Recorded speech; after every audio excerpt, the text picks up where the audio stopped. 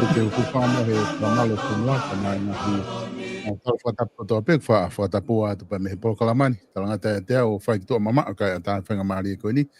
Ke whakahoko ai ha whatalanoa ki he tokon pare mea o na Paul Daniela Fusmalo. I he whiawhinda moi whakatauange pe kuongo le rei atu e pōkalama ke te ki mautolu. Ki mautolu ku mou lava mai ki tau kau whatahe pōkalamani ko atu e tata le rei ki mautolu i he whiawhini. Pa moe loto whiawhia i ho mou kau mai he tau pōkalama pa mo toki share atu pe tau pōkalama. He tau ina se mo ki nau tolu te nau toki mamata he tau pōkalama a moiange. I he taimi tatau whoko whiawhia ki tata le rei ai tokon paremia ki he pōkalamani. Malo e tau lau mari ki he whiawhini i tokon paremia pa malo e ngau e lahi mei tongan. Ku ilo i peko e ngahi taimi ahoni whoki pe whoki a pongpong loto ngā whai ai whamanatu koe aha mālolo koe e tau teo ni manoa konstituto ne koe mea lahi apito eni koe ngā koe ai toko lahi o ku nakai ke nau kau he whamanatu koe tau teau pea koe ni ihi kai ke nau wau na tol ke tau uange au ka koe ne au koe ke tau teo ni manoa koe tahaia oe mea lahi ki tau tol kakai tonga tau mahu inga ia i he tau konstituto ne kon paremia whewheha ke kātoanga whewheha ke ngahi pōkalama pa mei tonga he tau konstituto ne. Malawi te solo pe a katak pe ki tolo i ta pōkalama koe i koe pe ngai pōkalama u lele he whiawhi e. Koe. Pe a ko talwhukene ne lele me he a whalaite.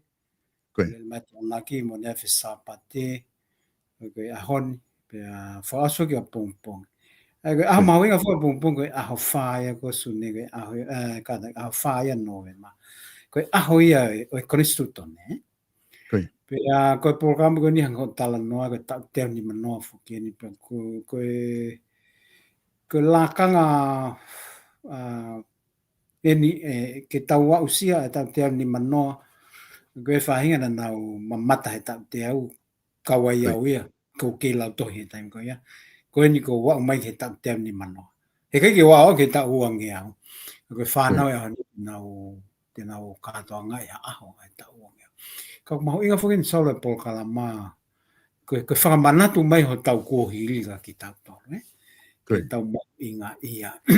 He koe hi koe mea kani ko tau fōu mai ai talu ai tanu pou he ulaki whā ai ngahi ngāwe maongo onga ni lava whakatahataha e whonua. Pea kai ngatai au mai ki hene hanga o fuake lao o vavau. Pea whai mo tuku whonua pea au hene fuake koni sūtone i whale lea tonga i he tamal fitinima. Ka kuhoko ai historia koe ke tau mahino iange mo tau lalaka mai ai o au mai ki he kuongani pau tau siu ki he mahu inga ai ngāwe ko ia i hono whakatoka hela whanonga koe whanua ke tau whonua.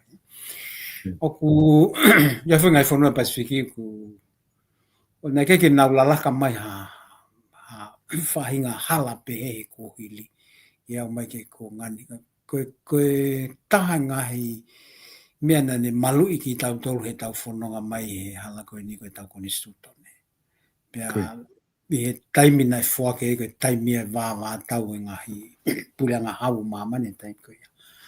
Ka nai whahi urak whaia e ngāi mangonga koe ni hanga whuake konistutone ki hanga malu i tau whanonga. Pa koe ni ku tau teo ni manoa pa koe ngahi polkalama ko whahoko. Pa koe pong pongi o ku whae ai tuku pale ki moonga ki urak whaa. Koe whakamahui ngā ia e ne ngā koe nai whai ki tonga kono. Whakatahataha i whake tawa taina tuku e whanua ki langi. Pene o mai mai koni sūtone ki pule e ke whanua. Ko tiko me mahui ngā ia he kātoanga koe ni ano whakamanatu mai ko hilika ki tau tono. Pa me mahu inga koni sūtone ki whai ai. Ai tū me hene o sio ki he kaha u ko whetu di tau huu ki ai. Ka hanga he koni sūtone o whakamau ki tau tolu ki a hala whanonga. Ku malu mo hao ai whanua. Koe wakai pe whoki koe ngā koe mahu inga koe tau konistutone pe koe tui ku lava pe ke mau mamata atu. Ki he fia kakai i he nau lava mai ki ngai polokalama koe ia whahoko. Paku nā nau fia kau whoki i hono, i he ngahi maalali koe hono whamanate tau konistutone. Taka taha whoki i mea o ku whafia ki kakai whanua ka o ngā ke mahino o kuia i kau taki o ku nau mui whoki ki he tau konistutone o whakatatau mo ngahi polokalama koe ia ku mohanga o whao ke whai mea e mui. Aia kone tu koe ni he tau polokalama koe he konistutone kone ospe au huono whamanatua kone kakato ia ngahi polokalama na mo teu koe ia ke he tau konistutone ke whamanatua ki e konparemi, Kai, aia ke nei kamantak bifu e polokalama ai lotu. Lotu hufia e a whalai te pong. Pia hoko mai ngai polokalama koe tafu e polokalama e aha koe ia e ko hono. Ho poki koe ni wafu fo o kuin salo te. He koe wafu fo koe ia nei fufua ngai ake tai wano fitu. I he kuonga ia o tau whahautu po wha. Nei kamata e whau e he tamatu i ko tau whahautu po wha nei taimwhukene ke i tungi pia koe nei palemia. Ni whau pia moe panke e si aha palani whakatau nima atonga. Eko fufua palani whakatau nima atonga pa nei kauhono langa i wafu. Wafu ko kuin salo te. Mena e hala fuga kuin salo te tai wano nima. Hoko mai ai ngāwe koe ai panke e si aha ni langa ai wafu. O tau laka iki mua i he whewhanonga aki i tahi. I ha wafu pehe hongo taime. Ai koe tau weni me onongo fulu me ai. Ku tau toi mau ai wafu i he tokoni mai bea e panke e sia. O ku toi whakalaka ange mo lahi ange. Toi whakaeono pōni ange hono ngahi nau. Pa tēne hanga whakalahi. Ai ngahi whalau waka tu uta mai keheni ka ngahi waka ula lahi ange. ko ngai tau mafu ko ni nei ke te whakaata ke tau maa ngai wakalala yang ki tongan. Ko hiko tunga ko nei ai e tau wafu, e tunga whawaha pule anga. Pa ko ni ko ata ia pa ko kamata tau mai ngai waka container lala. Mai ngai waka ia hangi ko ngai maili ke na wa mai de na lava tau ki ai. Ai ko ni tu ko ni hanga whakaata ke te lahiang ai ngai fifolau aki ki tau fonwani mo o mai mo o atu ai ngahi koloa o anga wiki tau lafa ekonomika. Pea hoko mai ai ki he ngahi whakawhia beo hange ka ngahi sipoti u whaitongan i agapulu liki pe behefo ki he agapulu union ni. Pe mo atelita, pe mo whiauhi a Australia bea pe mo timi netpolo gatonga kakatau. Au lele ngā koa neafi. Me fai fuga lotu fo feta i koe o konstituto ne no tau te ani matno ka koa pongi koe kamata aki hono tanu pou e fale alia fo ba fo ki sila pa koe e pok fo o fo ki ha hiki ai fale alia tonga ki ha fitu fo mo whahinga whitu o ku whakateknolosia ange ai ngawe whale lea mo te lele ange ne ngawe ia whitu ku lele. Pero aia koe kamata ki a pongpong pia hoko mai lewe he tuku pale koe i mo unga. Koe. Aia koe meme koe anga pe anga maheni eni o ngawe o ngahi pule anga ko hange hoko seini pe i he tafa ake langa whakalaka ange koe historian ake mea kia i hufi koe ia o wafu han na ki te whamanatu koe ni. Ke ngahi ngā ue na e whai ki mua hange koe wafu na kamata mai he wafe uaua. Pa koe ni ko kakata ngā ue koe ia i lotonga ia mo i he pure anga, mo tataki e pure anga. Kamata mai he pure anga ki mua pe whaos. Koe ngahi ngā ue koe ni ku mou lava whai kia tanu pou ia te ki mou tolu mo whakakata hono ngahi mea whakapaanga. Hange koe hala whakawakawa koe ko rea ni ku ke me kia i ko nga lava o whahoko mo tanu pou ko ia mahina foko to pe wiki ia taha mo konga pe fai lewa fili fai rea ta e pau ko hai e hu mai ka ko ha pure anga hu mai ko na fatongi e na tol ke na whakakato atu nga me ko ni ku mo lava o tanu pou atu me ko na tula pe toto no pe ia o whakalere ko ho tau pure anga me mu o mai ki ahon. Koe hange koe tanpo koe hala whakakau kawa ne whai whuki ai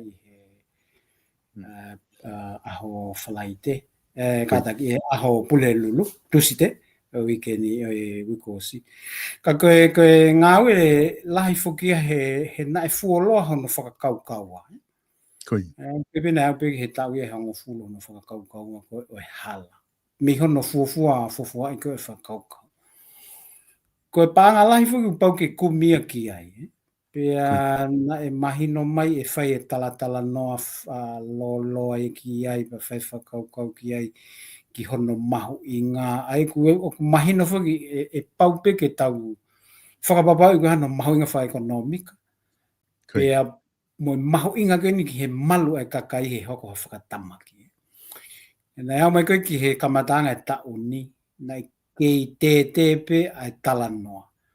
Pea na whakaukoa puna koni whai mo pine ki lalo. Whai mo pine ki lalo kai ai e hala he mahu ingai ke kakai. Ka hawhako tala noa wia koe pule anga e alu moha. Koe. Ka koha whakaukau o ku tolonga mo whakaukau o ku lelei ki he langa e whanua mo whakaekonomi ka mo e malu e kakai. O koe tonu ke ahakaunga ki ai whanonga whanonga whapolitikale. Kai tukuangi ai ngahi ngawe pehe ki hokat. Ai koe pinei koe ki lalo na wuinga ki ai. Na e whai lewa tala noa he mi stapa ngapa mo ai koe pale mi ai. Whai mo whaha tala noa ki ai ke pau. Pea na e whakapapau i lewa pa mo e pange a mamani pa mo e pange a Asia. E whai mo ai whakataha e paanga e ala mau. Ana e o mai lewa he pange a mamani a whakamahino i mai. E nau o mai e nau konga nau tu ki ai koe whanoa miliona. Na atu lewa e tonga mo ne wanoa miliona tonga. E o mai lewa e toi ngā e he pange Asia.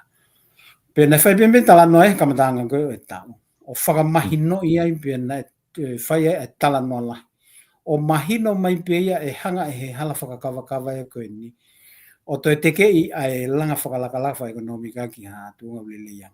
tau te whito ki he tau sio ki hanga tu tonga tapuni ki he wāhenga hake mo ni whikau aki mo nuku alofa mo lafa ekonomika mana tu ko lahi ngou whai hake ko tu ai ka hau ki whakalakalaka o tak mamata whai mo ia hake ko tautai whai mo ia i hake ko mala whakapuna o tu mo ia i hake ai ku ngahi uhinga malohi au pito ke hiki ai ngawe pehe me he tafaki ko ki he hihi fo mandui na tapalasia o tapalasia mau be e whakatama ki ka we ai sio ia e hanga e me ko ni whakaava e me ala to vave ange fetu taki ava hake mo ngahi market i no alof ko ia ki he mala whakapuna ko ia mai ki he fale mahaki e vave ange ko to lai ka kai ma no fo e va lo to le le ki va Paku ini tu ana ko tu le pe e tu ko ki hola me whakatama ki o mai no mai ko halai te hanga whakawhenga mali alu e ko vai hake ko e maalunga e ko hika pai i kai ki aha hala pe paku tu la venga fu le vai ka kai mantu ko pese te fitu nima e ka kai no nofto tapun ko pese tolu nima ka kai no nofu ngolof ai ko mahu inga e hala ko ni Ko tu gone o process ko ni mo ngau ki ai hange ko fare area ko halfa ka mo ume ko ke fa matala mai o ko be da haine ku ne e ke mai ke tuange o ko hanga hi project ai o ko hata no ai atonga ki muri ke lava project ia pa toki fa no to tong ta fa fo ke no ki sai na i ka ke me fo ma ngai ko e alea solo Koi. Ai alea mo fe mai no aki ko pa mo tau ngai kopu ngawe ki tokon me ko o mo be fa pa la ngi development partners Koi. ko pa ko ngai ko ki o mai ko no ngang background ko tokon ko pa ngi ki halfa ko tokon ko pa ko ni ai ko halfa ka ko tokon ni ai World Bank pe mo Asian Development Bank ko tau falele fo ko nusila ko ka be gai pa mo Australia i toko ni ki he langa ko tau falele fo ko tau wafu ko insalo te ko Asian Development Bank ia pa mo tuanga Australia ko me fo ko ki tau faka fotunga le leiba mo tau ngai funua ka nga api ko na ma we me ango Australia no sil ngai funua i lope ko me mau inga pake na wakai mai ku fai whakaleleo tau ngai whatongia ki he kakai ko tau whai to tonu mo whai whakapoto whakalele whanua ko tau pāse ngahi lau me malu i to tonu e kakai ono ngau whakapoto aki o e paanga tuku hau ai kakai tānagi o sila pe ngai whanua tau masiva ko pāngo tau tānagi ki mau ha pāngalahi ai whai ngahi lau pang nau ofa mai ngai meka ka koe fu tau whatongia sol. Paku nau sia mai pe mo whai ke tala noa. Tau hanga o ai o ke pulei lele whonua. Koe mea lele ke pulei lele whonua kai lava ngawe lele a ke mea o ma. Pa mo mea ko whai mea ke toko ni. Ta wale e whanonga ngai whonua koe ke tau ngawe lele a. Paku mau i lewa vā. Koe mea hako te ne ue sia lewa a langa whakalakala. Koe infrastructure lalahi, wafu, malai wakapuna, koe hala pule anga, kua pau ke tokoni mai ngai whanua muli eki.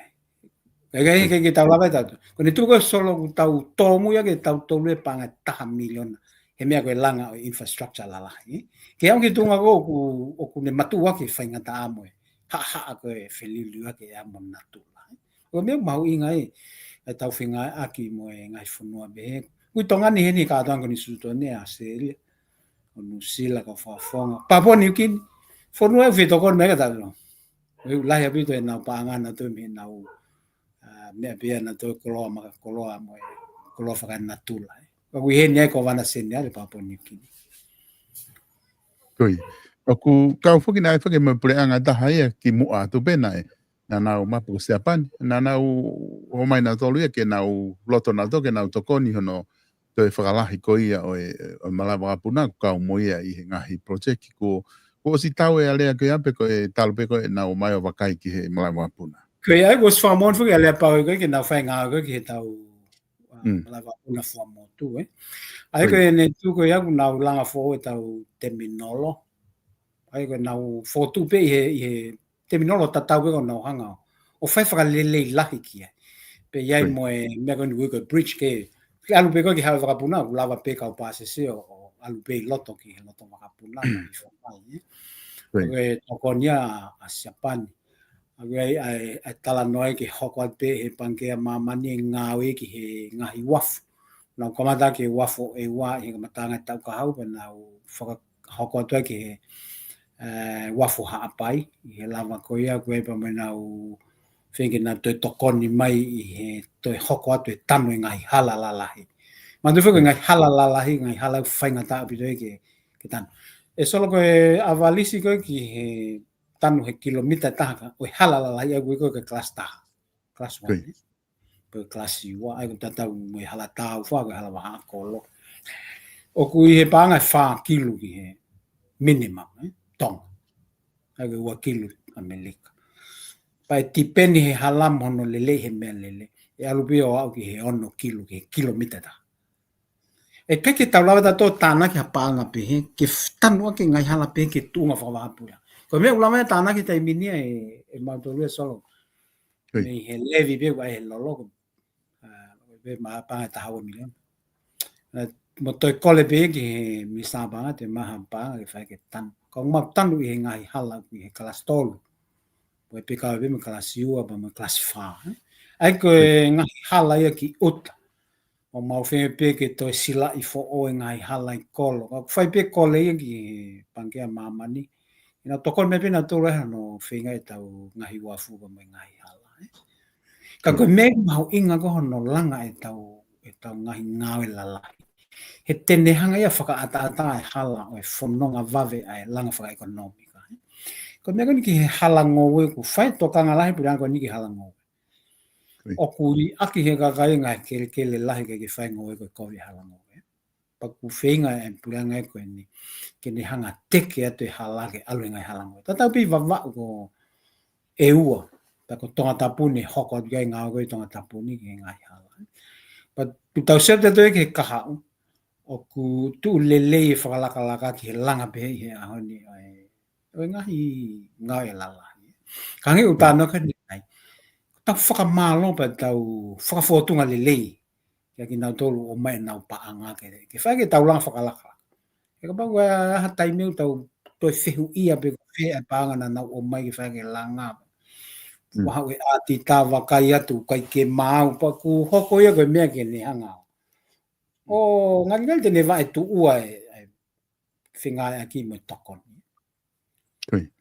Koi tūnga kona ia iko mo paanga whawhare area taktaha kilo e ngahi wāhenga na e ku na hoko ia ke ne wesia ai programa ngawe ai moi pe na mo ki tauwhio mo programa ngawe ka mo wafe ki ai ke whakakata ngai whia mao ko ia. Ka ne tu ana e ko tui koe wāhenga pe a mahalo ku I anko I report mai kau maka wāhenga pe e whao. Ku na ustala mai mea koe ke ngawe a ki ai e takitaha kilo. Koi. Ko toi ngai e tuku ia he e iku whakafoki ia ki he pāanga tanu hala toton pe koe ai puanga. O kei tuku mau pe he ai tem tatau he patseti he potunga moi. Ako nito na koe tai minia ku kai ke fou mai na tolu he fou ngā koe whai tohi mai o tala mai ai hala ke whai ai ngāwe. Pea ke whaka estimate he potunga po aspa tuku atu. Pe koe vai wai kilomita wheu ngai ia moho o pāngai taha kilu pe ai aki ngā atapi whuke ke whaka langa whanki wafu wiki. Ako nito koe ni o ku kai ke ngāwe kotoa ke paanga. Pai ke whakakau kia ku pai ke mahino rewa kāo he taimi. Hai poini nai kore ai paanga koe ia ke tuku make. He nei kai ke whie mau ia he potungawe ke ave paanga ia ka akau ni wāhenga. I ngai office wāhenga ke nau ngai aki. Ku paupe ke nau o mai na tolu ia o fau he whaunga totonu. Koe ngā whaataha pa moi potungawe ai moi. Ke fau pe he whaunga totonu he ko hui koe ngai tūtune puranga ki he procurement. Poko pe ke whai totonu. Ako ne tuko koe ke loko ngā e tuku ia he pa e iku whakafoki pe ma tolu ki he. Panga tanu hala totonu ke hoko ta ke tanu hala.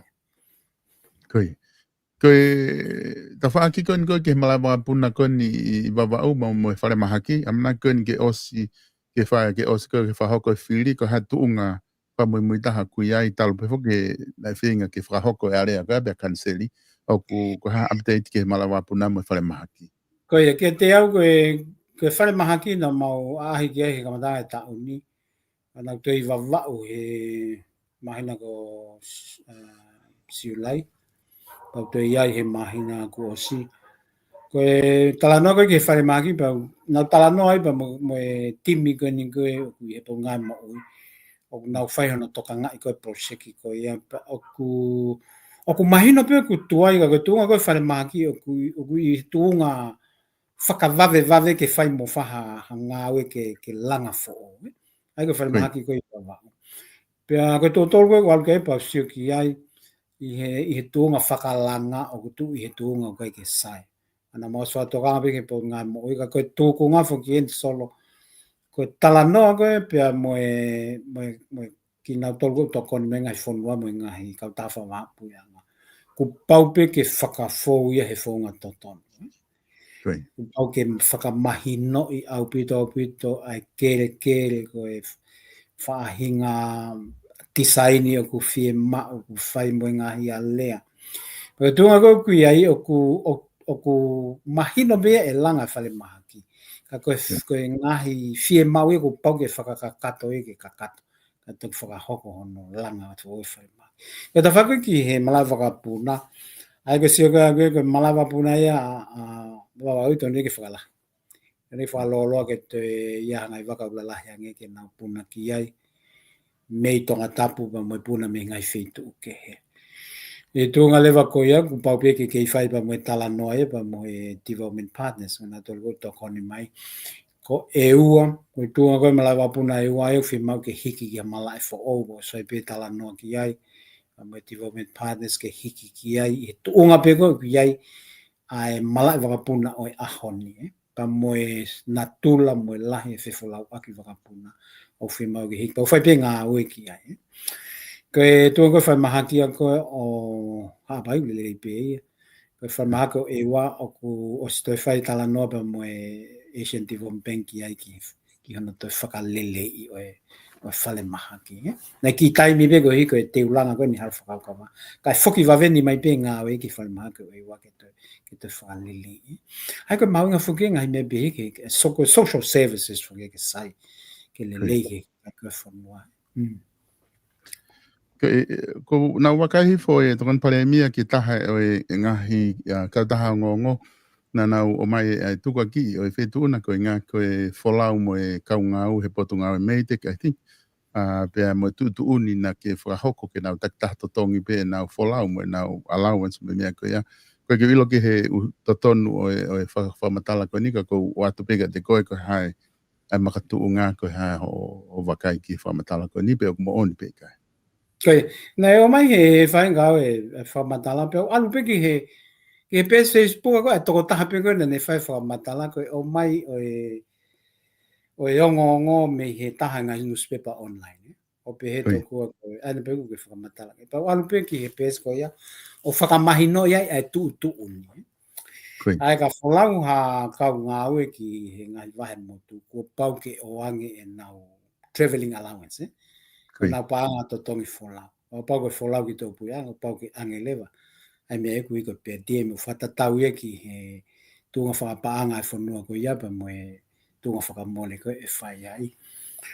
Ka koe ke mai noe pe koe hai uhinga e ongo. O ka tia ha minister te ne tau fia he koe mea ia koe aku pau ke ai. Pau ke whai.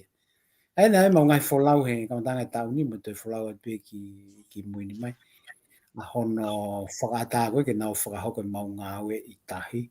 Pe nau o whai. O koe ki ha kau ngāwe e puianga o whikau ke nau o pa nau totongi pe e nau to. Koe tami ko nau ilihi ai mo nau o nau tori he uhinga pe a nau tori. Ko mea pe a nau to ke nau whai. Ka nau whakamanatu ki he kau whiawe aki o koe ni ai mahu inga koe ke te uraki. Eke e kita ai mea o kutonu. Ai facts. O ke tapu e ke te eke ki he poto ngāwe, pe te eke ki he minister, pe eke ki he kau whakafofoka. Ke o mai moni pa te toki alo whakamawhola atu he ope. He koe mea ni ne whakatupu foki. Ai mea koe ni ai koe misinformation mo disinformation. Ko tui koe whakatonga awhi taha ki onga mea koe ni. Koe misinformation koe whakanā whala ia. Ko disinformation ko te mio ia ko information. Ba fatu tama ka pito e te alu pe he holo. He te iku ta e ilo ka te lea pe. He ka te kau ke mea ko ka te lea pe. He whaka ata fo kia e he ope ke lea toko taha koto. Ka koe ku whale ko ke kau whae ngongo pe moe ki nau tolu nau ngau ka social media. Laki eke mau pe ke mahino. Ko au enu wei pe Facebook a oku public ata pe ka ta ke eke mau. O kai ke eke mai ngā ke atu e mōni mo sex. O kai ke eke mau potu ngā au eke. Tala atu e mōni. He te kei aha taimi e wholauta e travelling allowance a taha ki taha. Ko mea whi mai ki whakapapau i kua patsi ki ai pa tone ngai aho totongi pa toki hoko. Ka koe na tula whukia oe fu o seni koe social media. Koe tāna ki angai whakamatala koe ke tonu mo pau. Koe. Pate kanone ek fo kunga hana ia ho I misi ia I he ongongo.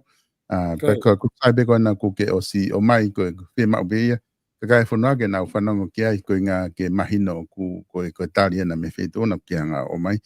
Ko to pe fo ke lau aho nga lau aho atu pe fa hoko ko e tau fili ko ulo e ku ke tonga tapu pe ko nga ke fa os ko ia no ka tonga e tau te ni mano ko tau ko ni stuto ni ka ko feu ia tu o te whai ko hau campaign ni pe kai ton paremia ko ngā me whai whiria ku ke whemo kina pe koe ngai whatongia o ku hiriwhake atu e whonua ka te koe. Ai koe tuka te mini whukton pe tau whapapa ki he kātonga ku hoko. Ai ko si kamata wia I he aho anoa ko katopa e campaigni. Pau tu tō lai ne kamata pina to eki mo. Ka waha time ki ni ku e whuko mau whatongia ki kakaiwa mo puleanga pe mo me hau e whonua he waha time koe ni ki whai programa koe ni ki os. He koe hi koe ngahi lea. Koe ngahi polkalama ke whai. Pau pe whoke te iai koe hi ko kita koe whatongia. O pau reki mau whakapapa ki mea ko hoko pia. Ki tuku whakataimi. Pia toki hoko atu. Ai toi hoko pe pule lulu koe ni e ku polkalama. Ka meni ku mahina solo koe. Ai lahi a hono tuwaki o mea koe whakakaukau. Tuwaki o whakaukau pa koe tui koe mea totonu pe ia. O kai koe palo mesi ka koe whakaukau. Koe mea iau totonu ke pine ai ngahi mea koe no whakaukau ke kakai. Koe haa ngai whakaukau ki he langa whonua. Koe haa ngai whakaukau ki hono langa hawahenga. E koe whakitai meni tau no foi tau whakaukau tatu ke tau palo mesi. Ke manatui pe whuke koe ai puleanga ko tō pe ai palo mesi. Pea lahianga ai palo mesi o ku mau he palo mesi o ku whakahoko. Ka koe taini kou tau ala ki he malai koe o campaigni he taimi pe he ni. Koe mea tonu ke no foi tau whakaukau koe haa ngai whakaukau lelei ki no langa tau whono. He koe tau tae ne mape o te mihoko. U takitaha e toko taha fitu a ene mape. Mape ki hono wāhenga, moha ane whakakaukau ki mape whakaluku fua. O mahu ingai. Ko mea solo ko maari e ka apa ko whakamalo ai I he ngahi whakamama. Lahi o pita ngahi whakamama. Ko whakamalo lahi ki he ngahi whakamama koe me tu apure. Ai whakamama e whakaukau, whakatontonu o e anga o mau. He koe hi whoki o ku nofo e kakai I he ngahi whonua o ku mama ngia ai e mea lahi. Ka koe taim koe ku nau iai ka nau wakai mai ki he mea ku iai atonga. Pa nau whakamama mai. Whakamama mai ngahi kaunga mea, nau whakamama mai ngahi whamili. Pa kua piki tunga nau whakamama mai me kau kantiteiti. Pa ko tui solo koe mea ku koe langa whonua. Tau kau ki ai. Pa ko whamalo ka kai nau nofo e tōpura. O kau mai. Ka kuhanga e homo ngahi programa o whakawhainga maali e. Ai ngahi whikau aki pehe. Pa koe tui koe langa whonua iau pehe. Koe tau tāna ki whakakaukau. O mai ke tā ake mape whononga koe he kaha. Koe. Koe tau e whaa koe ni ko osi, wafe wa tahana e whiri ai koe e ua ke hoko koe, ko na whapofonga ki whare area, koe amana ken ke ose tau e whaa koe, ia ko uwhatonga e hifo, iho o pena kone o ku tuku i he campaigni, o koe ka vei ngai o pehe kiha e ua, o ku tai mua. Aia koe ka koku whehu ia tika te koe tau whaa koe ni ho wakai ki mui ko tui na e pena e tatau pe o ka vei ngā pena e kehe i he tau e whaa koe ni ka o ku ke whia maari e pe tau whaa koe ni pe ku ke ka vei ngā na ke whotu wafe wa tau ke humu ki whare area ku ke whakaukau ku ke achieve e kōru ko ia ho o ngaue wa o mai ki he ahoni ke ngā ke hanga tue ni ki ha ka vei ngā who ki ha e ua o tai mua. Koe mea mahanga whoki solo he whanonga ke tau kaka. Kaka ki o lunga stepu he stepu. Ai koe mea koe naku ave koe he wanoa taha ke mau alu mo ewa ka e pok fo. Pako tuke ngai ngawe ko whai au ko si au i ke level o mau mātai mea fo. I he mahi whakalaka ke he vai whanua. Pako kamata peke mau sio ki hono ngahi fua. Ko e campaign ko ni ko hanga o ai ke mau kaka nge ki stepu hoko mai. Ke mau hanga o wakai nge te mau lama tai mua hanga mea. Ok fo o koe ke whai e ngai wāhenga koe, pa koe ke whai whakaloko fua. Ka mau hanga o whanau i hangai whakaukau fo o. E hoko koe tāsi i pinga ki he ngai wāhenga koe pa mo e ngau e whai. Pa koe mea ko o mai e lea koe ke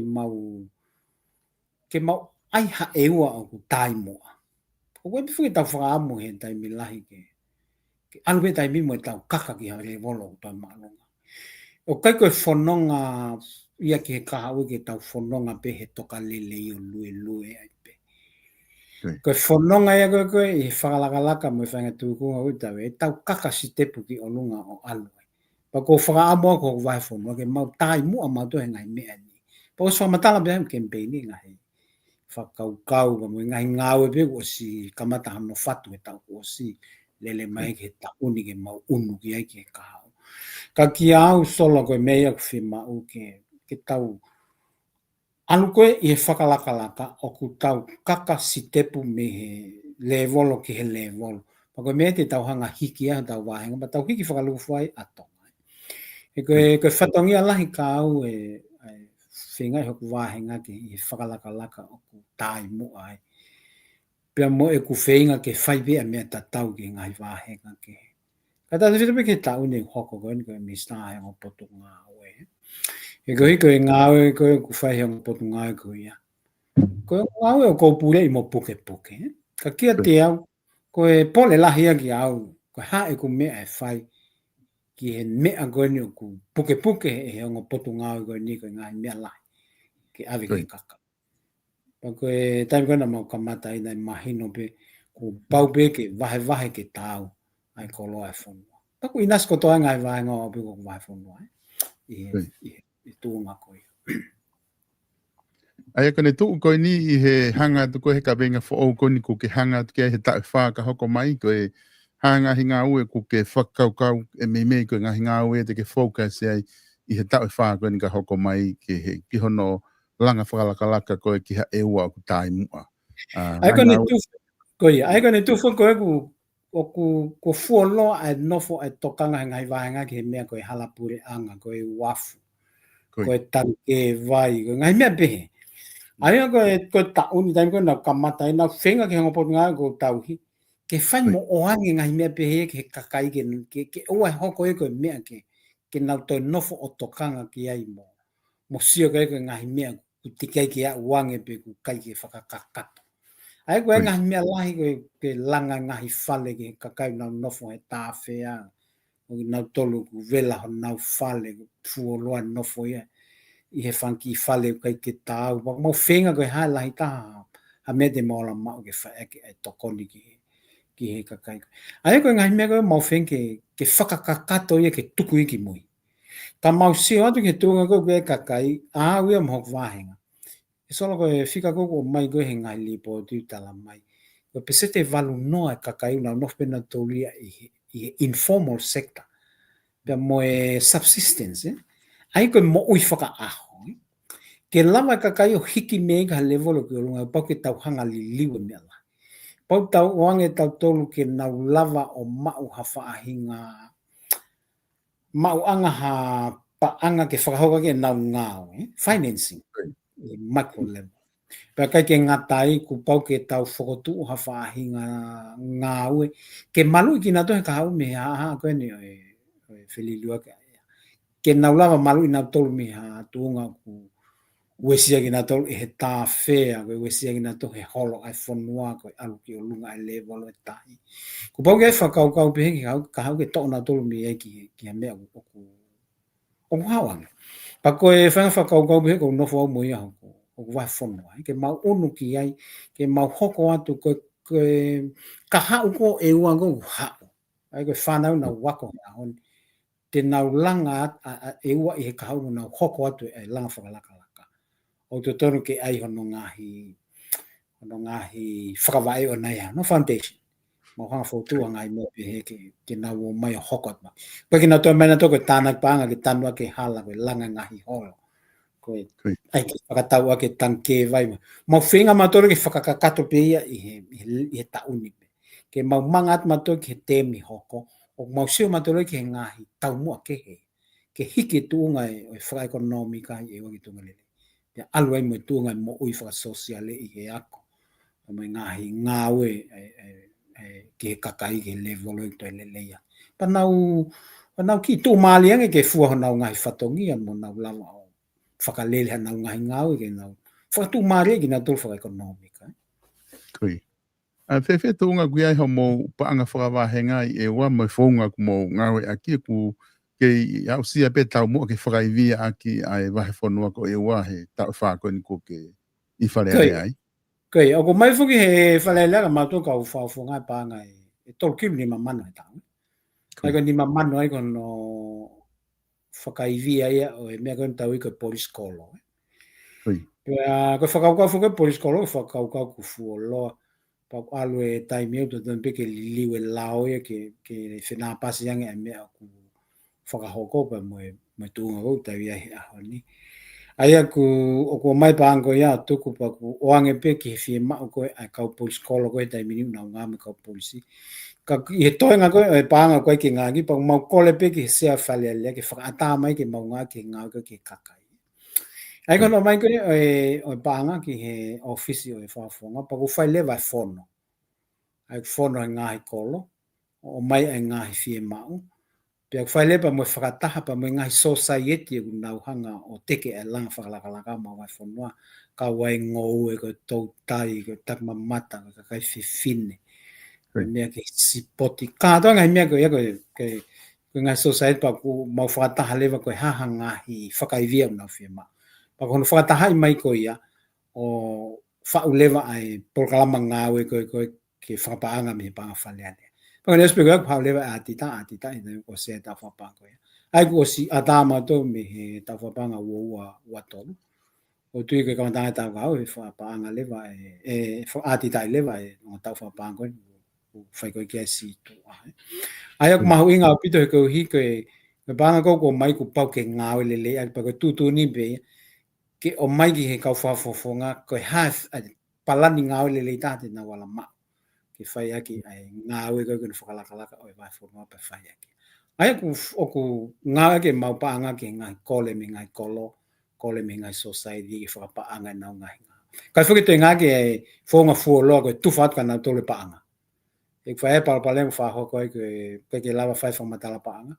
Pau whangāwe ke paanga ai kona whakatau ai mea ke heia koe ke mea nai kole koe ke whakapaanga.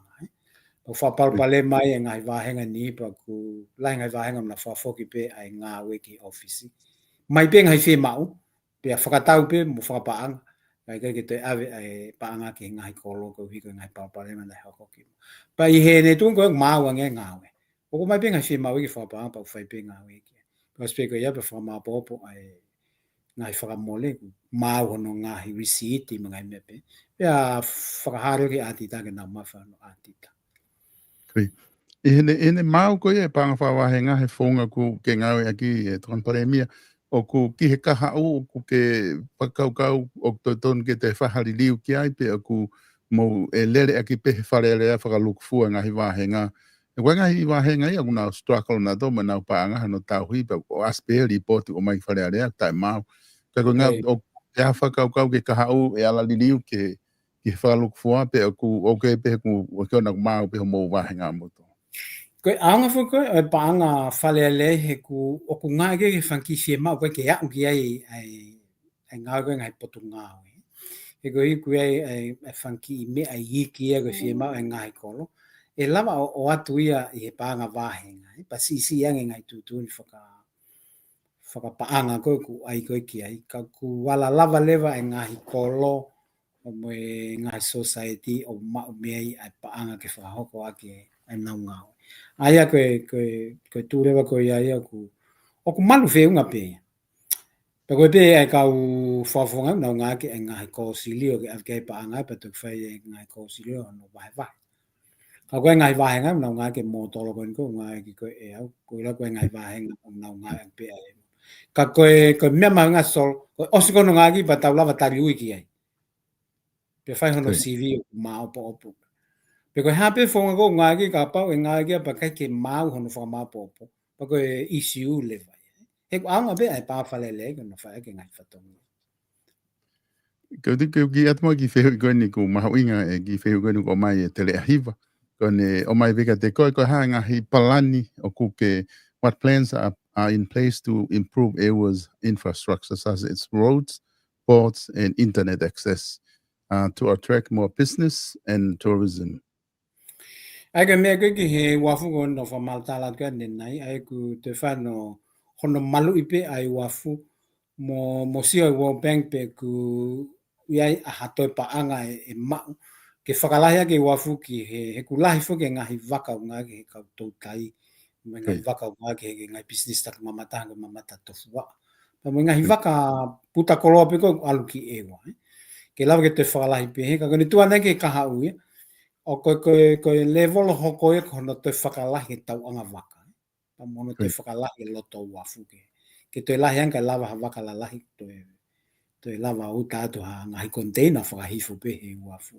Ai koe mea e kou tū koe ke kaha o ai wafu. Koe halani o ku lolotonga whaifu ke ngāo ke tanu ngai hala koe iwa. Hala I kolo. Koe tū koe nea wana e ke osa Novema ko Tisema ko osi ngai hala I kolo no tanu. Pa ku lotonga ngāwe ai ongo kau taha ua ke no tanu e hala lahi koe o ewa. Me wafu ke he kolo maile. Pea koe ne lava ko ia e foki lewa tanu halai ke me kona tāno ke nenai. Ke foki ke ngai hala ngou. He kuo mahino mai e ngahi ngou e lahi ia e tūlele ke kaha au ai vanilla koe kawa koe coffee koe ahi. E ko hiko e ngahi whiwhakamone koe ne ngahi area pau whiwhakatau aki toki whai area pau whamone area pau musia ina ke ngahi ngā. E ia ngahi mea lahi ia e mau mea. Me ngahi ale pau koe ke o atu e tonga pa e tu e ke ka ko e we tu le le fai mau tala no e tai mini no fotu e mau society cover ko society ke to o e ahi he ko ngahi me pete ne fatu mali e ka kai he ka I ngowe ata tape ai ko u me e fika pa mo hala pa mo wafu e ni tu ko ke ka lo tonga fa fu ke langa o mau hala fo ka ka ko e talo me wa no ta no mo ni mau anai ko ni ko o kamata no fai langa ia ko ia ke whakalele. Ko hala I koe lava tene lava I pe lele a lori container. Ngai misin pe ia la lahi pe ia ku e toni koe tolu ngo fulu fai ki olo. Ika ki na lava ngai te na fo hala pe ai pe ta whaki kena. Ka koe hala fo koe ni ku fo inga mo wha miliona tupu. O wha paanga ko ngā lahi e puanu sila. Ako satu koe kene tu koe ia po hango tala noa nei ke malawa puna o eua. O whai tala nofo kia ki hono hiki. Ki tua te tua le yang he lava ngā ki malawa puna koe ki ha whahinga tau mua. Ko hiko ko tonga tapuni. Ki whai mea ngā aue ki tonga tapuni. Ko malawa puna hono ua ki tonga tapu. Pa toi le yang e tapu mamata ke whakataha e tonga tapu mo eu. I he kahau. Pe toi le yang e whai whatongia he tawhaki aviation o ka pao ia ha malae. Malae ofi ki fua motu o ku toi lahi angi. Paka ni tue koe ka hau koe taha mau ngā ma tue whai koe whengai ke ai renewable energy. Mea koe ni me he matangi. pe ku ngari whakapāngai si aina ke whai. Ai koe ngahi ngāo pe mau hiki ki ai so. Ka tuku ngahi mea ia koe tanke vai mo e tanu hala mo mea ki mui ka mau hiki ki mea pe eke. Mau hiki ki he angi o lunga e whalaalaka e. Koe. O tui mahalo mahu inga apito e uwha matala koni ku ke whahoko e tōni paremia. Ko e whaosi pe i ho o wakai whakaluku fua koe ke tau whare area koe ni wafe ua taha ke wafe ua nima i hono hi o ngoi koe ki ai koe i loto he whare area ngahi ngā ue, ngahi tālanga, ngahi tipeiti, ngahi mea kotoa pe ko mō whai ai o ku whawhia maria ke te koe tuunga koe ka hai tuunga ko mō iai whare area pe mō whaamu koe ia ki he whiri koe ni i novema ki he kau kantiteiti te nau hū ki loto whare area ke whahoko ngā ue tai whaka hoko mai. Koe solo koe pole lahi whuki e koe tau whale lea koe ne tau kosi. Koe kau tau whale lea lele. Ta tau pe e nofo i he tawhaki koe opposition mo nofo i he pule ana. Ia o mai fui kamatanga tau ni pe mau whetongi. Ka koe talanoa koe mo tipeiti mo talanoa e ngahi lao mahu inga na e whakahu mai ki whale lea. Mahu inga au pito ia ke kakai whonua. Ka wate ta whoki pe ki he mea wha o hake i he mau talanoa mo o hake e tangai programa ki mua pa mo tui pe mo ngahi prokalama ke he ia au mo kau kanti te ke. Ai mahu inga koe o whale lea ke whonua. Ko te mena mai koe tupu uloaki koe ai konisu tone ki whale lea ke tari koe tā malwhitu nima. Pa koe mea ni koe nane whakatokanga ka nautou e kau whafofonga. Koe monu ianga mo mala ianga tau whonua koe mo ni mape. Ka hangi koe ni koe mea ne tōwholofola koe ni awhio he tāpuni koe whale lea. Iyo, o koe he nima kau whafofonga. Ka koe kau whafofonga koe e i whale lea o ku mga tuunga ia he whiri whakapoto e kakai o e whonua. Te koe ko hiri fuki na whai whiri na whakaluku fua. Ko ewa ena kai ki wahe na whakaluku fua pe whuka ewa e me fua no. Ka koe mea ia o ku utamai ki ai whale lea mo e whonua. Ke hanga e he kakai o e ngahi wahenga o whai whakapoto e nau whiri. He whoki pe ke mea koe ni nai nofo e ulaki whaa o utaki ai. Kahau kau whafofonga, he nai whanau le rei bige kau nopere, mo kau whafonga whalelea e aha koe. He nai epifumu kau whafonga whalelea mo kau whafonga nopere. I taimu e nai whaampe wak whaia, ke o maa kau whafonga o i kakai, mo kau whafonga o i kau nopere ke nau i whalelea. Ko tāpungia ngai mea koe nai mahi. I kau whafonga, ko e monuianga pe ko tau whonua, koe ko sianga uia tuku ki lang. Koe konistu tone koe o kou o mai, koe pou ia hono fitu o nofo ai tonga mo whakalele ho tau whonua. Koe koni sutone. Whaka o tua whoki e ne kumi pou hono fitu. Koe mea kala no ke e tohi palowea.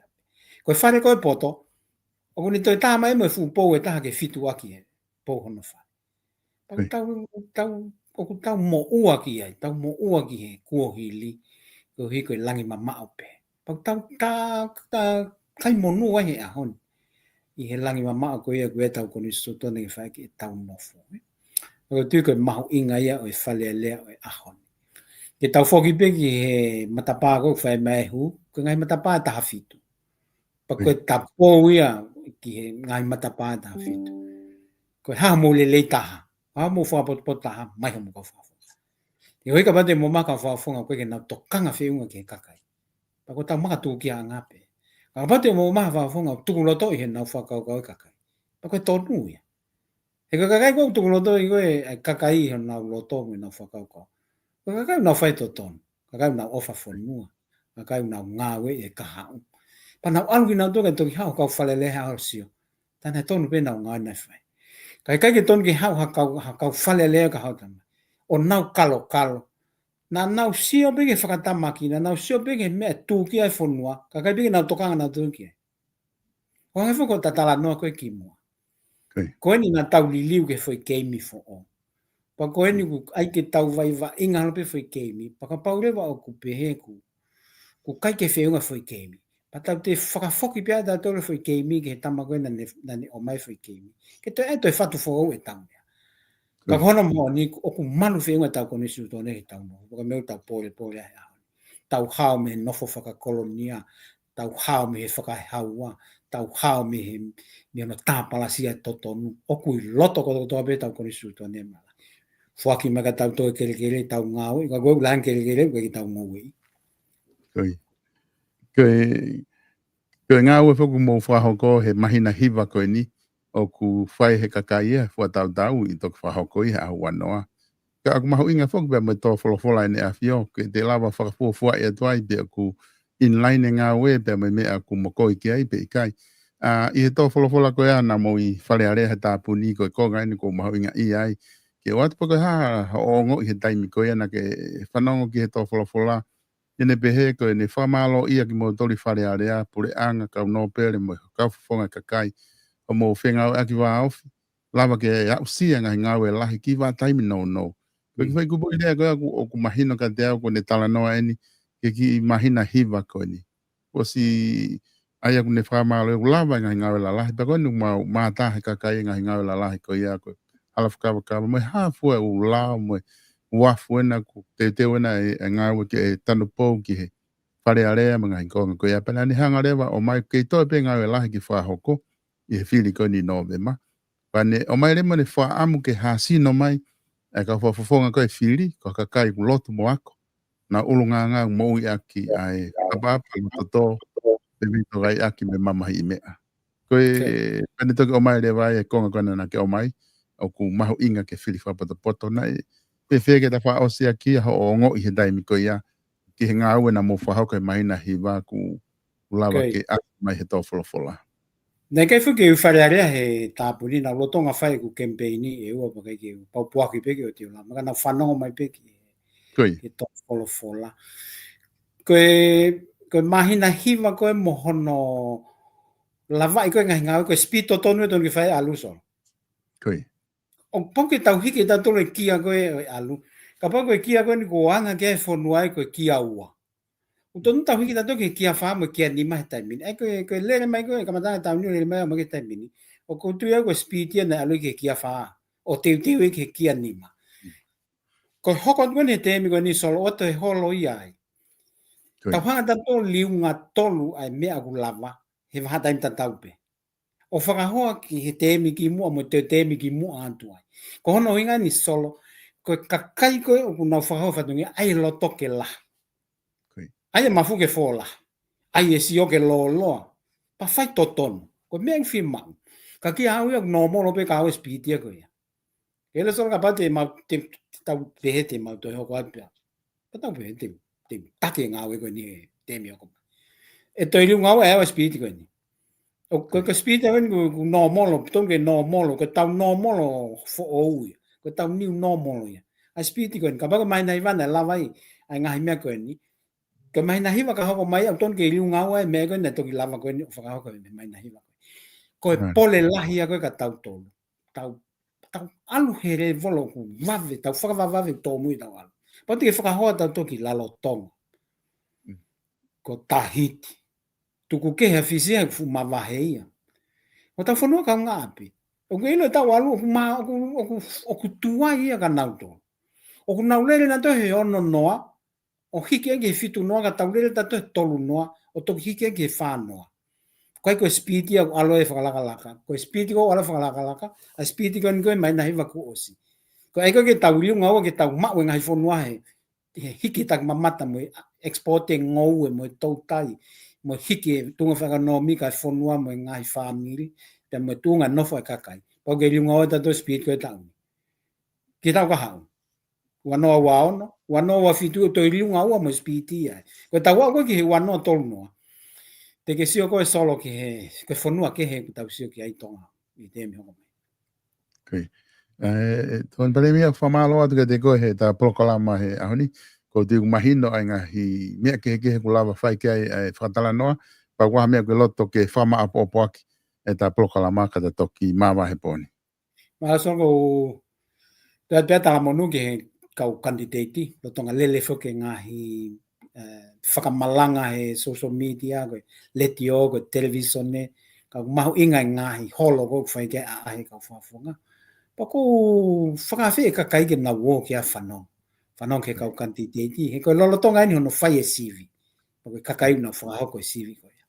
ngoni au ke aho wanoa ko ma opo mea koto pa ko tala mono pe ke kau candidate ma ha fili le he aho wanoa ko ngahi mea ko hoko ko hili tau tuku ki mui tau hanga atu ke te mi hoko pa mo ngā ma ngon tuku mai ki he kakai fonua ke na fil fa pot he ko fale le tonga ko makatu nga ia ka ha o tonga ko ha fale le o ia ka fa fonga le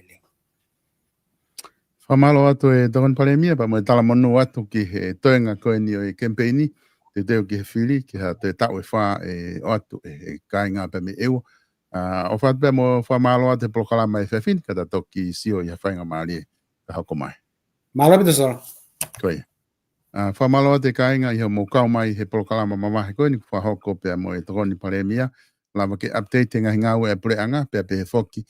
Whatala noa kia i whekaku me tuunga koe ia, o ene campaign ko ia I ewa ne ngo ku lahi pe ngai fatongia whahoko ak malawa beke o mai ene makai ki he ngai kavenga pe mga hi ngau ko ia o kune os whahoko mo amanaki atu ke ne whahoko e tau whahoko ka hoko mai mai kainga ko ia ewa tahata ai ko ka candidate ti whiga ola kia ewa Daniela Fusmalo to Daniela Fusmalo ko ton pare mia ia o tonga I he lotongani ko tiko lava ia tau polokalama ki he poni, whamaloa tika tiki mo tolu, au mo kau mai he tau polokalama he poni, ko tiko wiko e pongpong, e toki, maka o sen te toki whenga ki notice te polokalama ko a pongpongi, ko ngā ke tau hoko atuai, tau me mei lere whakafoi aho pe, e koe pe ani ihi ku wheliri waki holo pe ko mahino I pe, e koe ka quantity nau whenga ke lava e nau polokalama, nau whenga ke nau aahi foki, ke ngai holo mo ngai api o mau inga apito ahi mau inga apito e nau toa ke ngai family pe ko du nau ke whenga pe ke lava pe whai mo tala noa mo ke matol hange ke tala noa heni mo ngai platform ke he pe nau lava ki ai aia e toki o atu ai tau prokalama ko ka pongpongi ko hai e lava ma whainga maari ke hoko atu a pongpongi tau toki lele wha aho pe hea tuai pe o au ki he whaasinga ko ia o wike mou pouria pia o whapena e ongolere e te tau prokalama ka tiki motolo o whaatu ka tiki motolo.